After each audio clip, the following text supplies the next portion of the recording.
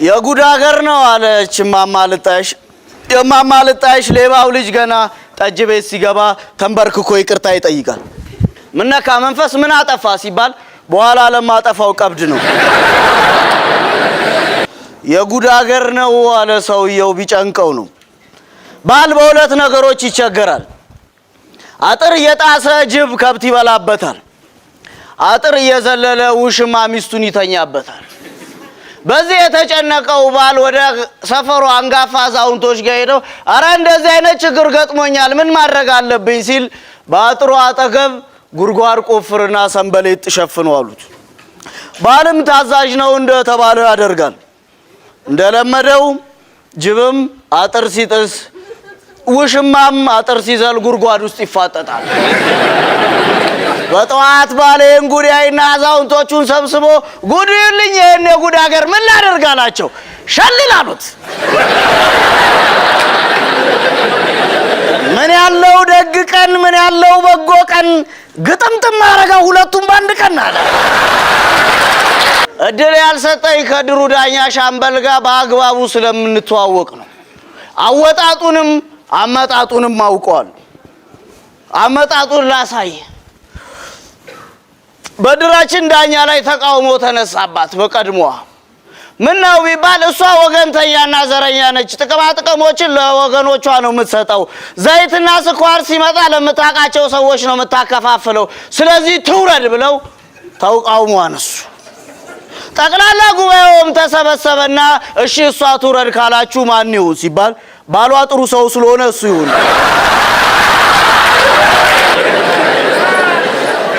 ታዲያ የዱላ ቅብብል ማለት ያረለም። አወጣጡን ደግሞ ላሳይ። የባለፈው ምርጫ ላይ በእጩነት ቀረበ። ሻምበል ማን ያዟል? ያስመራጭ ኮሚቴው ጠራኝና አቶ ደስታ አንተ የብዙ ሰዎችን ጓዳና ጎርጓዳውን ታውቃለህ።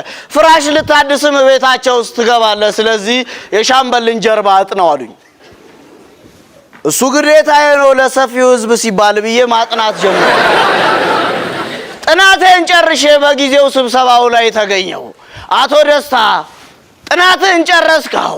ጀርባውን አጠናው? አው በሚገባ። እሺ እጅ ከምን አሉኝ። አረ ጎበዝ ሰውየው ጀርባ የሚባል የለውም ዙሪያውን ሆድ ነው። የምርጫው ቀን እንደ ዛሬው ጉሮሮን ጠርጎ መድረክ ላይ ወጣና ክቡራት የድራችን አባላት ለዚህ ሰፈርና ለዚህ ድር አስፈላጊው ሰው ማን ነው? ሀ እኔ፣ ለ ሀ አመሩሃ ሀና ለ መ ሁሉም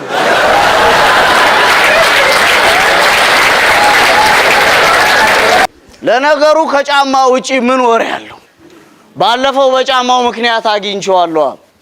አንድ ህንጻ አስገነባና የሰፈሩ ሰዎች ለዚህ ሰውዬ ምስጋና ያስፈልገዋል ብለው ሙሉ ልብስ ከነጫማው ሽልማት አዘጋጁለት። ለማ ለድራችን ዳኛ ሻምበል ማን ያዘዋል። ሙሉ ልብሱን ሲለብሰው ኮቱም ሱሪውም ሰፍቶት ጫማው ልክክ አለ።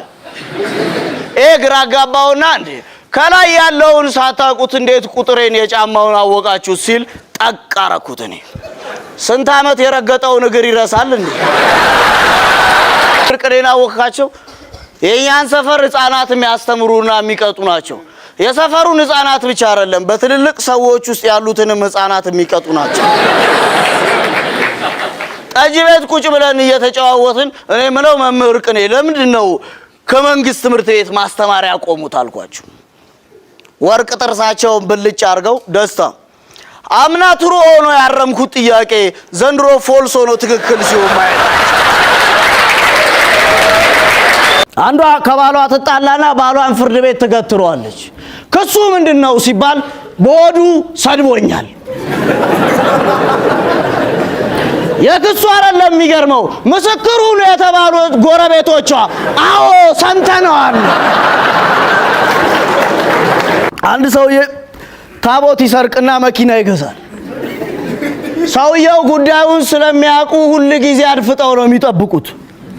ከመኪናው ጀርባ ላይ አንተ ጠብቅልኝ ብሎ አጽፍም። ሰውየው ይሄን አዩና እና ንብረቱን ላይ ጠብቅ ትፈልጋለህ?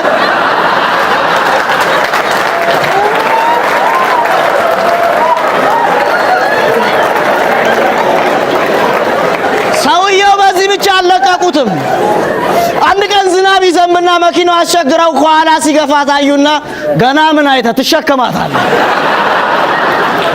ከታደሱት 27 ፍራሾች መካከል የድራችን ዳኛ ሻምበል ፍራሽ አንዱ ነው።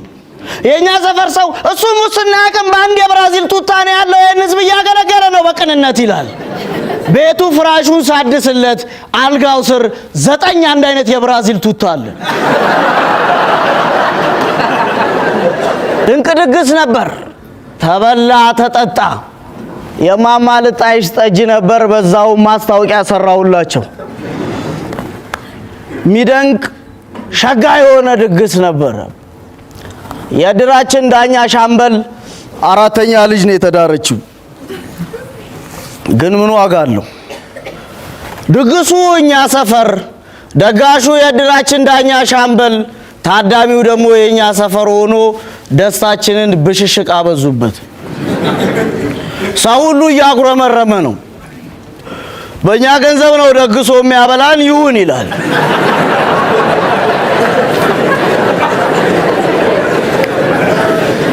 አንዷ ደግሞ የሻምበል ሚስት በጎኗ ስታልፍ ጠብቃ ዘይት እንደሆነ በእጃችሁ ነው ምን ነው አሳነሳችሁ ትላሉ። የሻምበል ሚስት የሸማቾች ሊቀመንበር ነች። ልክ የሻምበልን ማለፍ የተመለከተው አንዱ ደግሞ ብድግ ብሎ ጎበዝ ስኳር ተገኘ ብሎ ጠጁ ላይ እንዲመሞጀር ምን ይሉታል? መንፈስን አወቃችሁት? መንፈስ ባለፈው በአንበሳ አውቶቡስ እየሄደ ወንበር ላይ ቁጭ ብሎ አንድ አዛውንት ይመጣሉ። በፍጥነት ብድግ ብሎ ጋሼ እዚህ ጋር ይቀመጡ አላቸው። ሽማግሌው አዛ አይደሉም። ምን ነው ቆሜ አልመቻልኩ? ይኸውልህ ሻምበል አንተ ዝም ብለህ ነው የምትለፋው። ከዚህ በኋላ የዚህ ሰፈር ሰው ሙዚቃ ሆነ ብትመጣ እንኳን ምርጫ ላይ ድምፁን አይሰጥም። ሰፊው ህዝብ ድምፅ ማጉያ ሲይዝ የሚያወራው ይጠፋበታል። የሰፊው ህዝብ ተወካዮች ማይክ ሲይዙ የሚያወሩትን አያውቁም።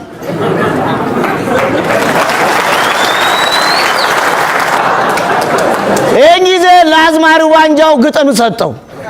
እያጨበጨብን ገና ሳይናገር፣ ጠገብን እያልን ገና ሳይጋገር፣ አጨብጭቡ ሲሉን እያጨበጨብን፣ ነጋላቸው አሉን እኛ ጨልሞብን። አንድ ሴትዮ 5ኛ ባሏን ልታገባ ጉድ ጉድ ስትል የሰፈር ሰው መልእክት ላከባት። የመጀመሪያ ባል የእናት ልጅ ማለት ነው። 2ኛ ባል ግን ደግ ጎረቤት ነው። 3ኛ ባልማ የሚባላ ልጅ ነው። 4ኛው ግን እንኳን እህሏ እንቅልፍ ይገምታል አሏት። 5ኛውን ተወጪው ነው እንግዲህ።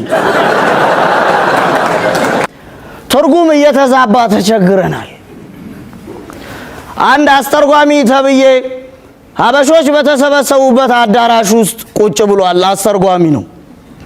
ፈረንጁ ከመድረኩ ላይ ዘለግ ያለ ንግግር ያደርጋል። በመጨረሻም አስተርጓሚው ለተሰበሰቡት ሰዎች ሲያስተረጉም ሳቁ፣ ቀልድ ነው አላቸው።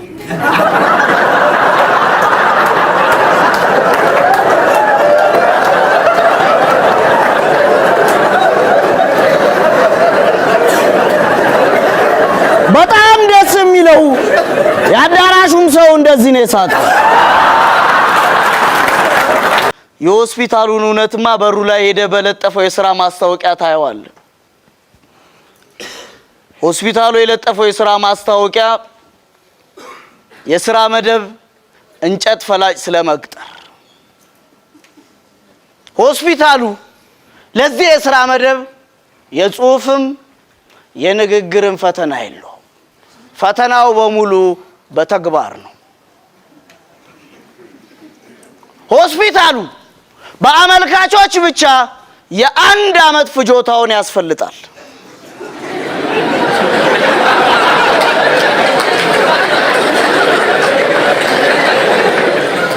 በዚህ ፈተና ማንም ሰው አያልፋል። ይሄ ማስታወቂያ ከወጣ 2 ዓመት ሆኖታል። ገና ለ12 ዓመታት ያገለግላል። የሥራ መደብ እንጨት ፈላጭ ስለመቅጠር። አንድ ቀን ይመጡልሃል አመልካቾቹ በሙሉ ክፍያቸውን ሊጠይቁ አንድ ቀን ይመጡልሃል። ያኔ ግን ሆስፒታሉ መክፈል አይችልም። እያንዳንድ ባለ ጊዜ ነኝ ባለ ጉልበት ነኝ ብለህ የፈለከውን ግፍና መከራ መስራት ትችላለህ። አንድ ቀን ግን መክፈል የማትችለው ዕዳ ውስጥ ትገባታለህ።